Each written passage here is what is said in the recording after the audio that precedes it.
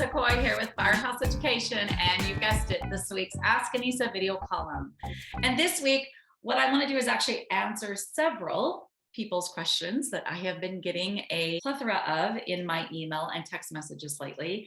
And it's got to do with employees and hiring people for contents processing, whether it's the pack out or the cleaning. So there's been some challenge, I know, as of late in our current state of the world that we live in today, as far as getting employees and hiring them. And there's been some difficulty that I have heard back and forth from some of my coaching clients and students about even getting someone to show up when it comes to a job interview. I hear this all across the country, actually hear it out of the country for some of our coaching clients that we have in Australia.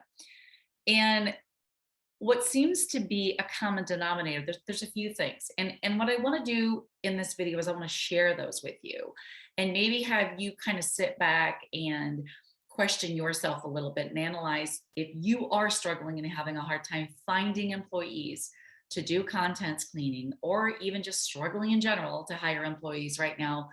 I really want you to ask yourself some questions. So first off, the first question I want you to ask yourself is, what's in it for them?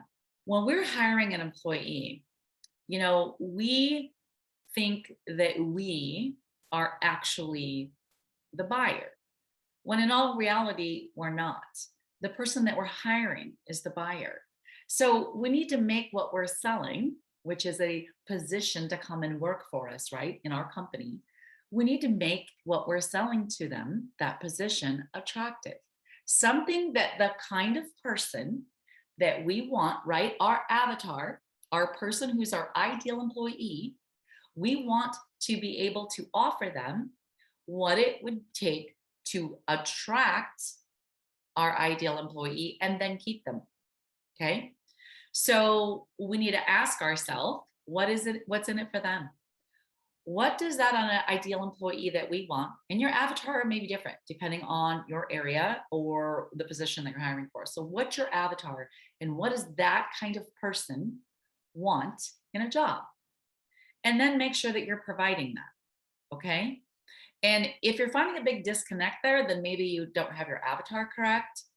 If you're finding that, well, I shouldn't have to offer these things, I don't feel like this is something that I should have to do to hire this type of a person that I want, then maybe you need to sit back and analyze, is that really the kind of person that you're willing to hire then for that position? Does that make sense? The other thing that I want you to ask yourself is, have I written my ad correctly? And am I looking in the right place? So many times when people say, oh, I put ads out and I just can't get anybody to even respond, or I get them to respond, set up an interview and they don't show up. Then I ask them where they put their ads, and then I ask them to send me a copy of the ad so I can look at it. And the ads, quite frankly, are terrible. They're terrible. The worst thing that you can say in an employment ad, in my opinion, and I say it in almost all of them that get sent to me, is, what do they say? Competitive wages and benefits. What did you just say there when you said that? You know what you said? You said, we're average. We're just like everybody else. There's nothing different about this company, our company, my company, than working for anybody else. So then tell me, why should that person choose you? Why should they come and get an interview with you and choose to show up and go to work for your company? And the other thing that I see in ads that are not well written is everything is all about the company, all about how amazing the company is, which is important to say some of that. But really, when someone's looking for a job, they're just looking at, what's in it for me? What am I going to get if I go to work at this company? Am I going to get a great place to work? Am I going to have nice people to be around? Am I going to have an awesome company culture? Am I going to have good benefits? Am I going to get taken care of? If I have a problem or concern, am I going to be listened to? Am I going to have good, clean, safe working conditions when I go to work? Which is a big concern when you're dealing, especially with fire restoration and the kind of, mold, sewer backup, whatever it is that we're doing in our restoration business.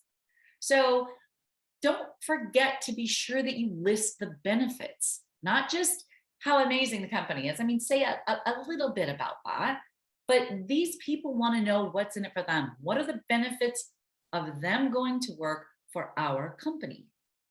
Now, the third thing I want you to ask yourself after you get through those, you've got the great ad written and you've got the benefits down and you know your avatar and who you want to hire, is when you do attract that person and you hire that ideal team member, what are you going to do to keep them? What do you have set up in your company to nurture and cultivate your staff?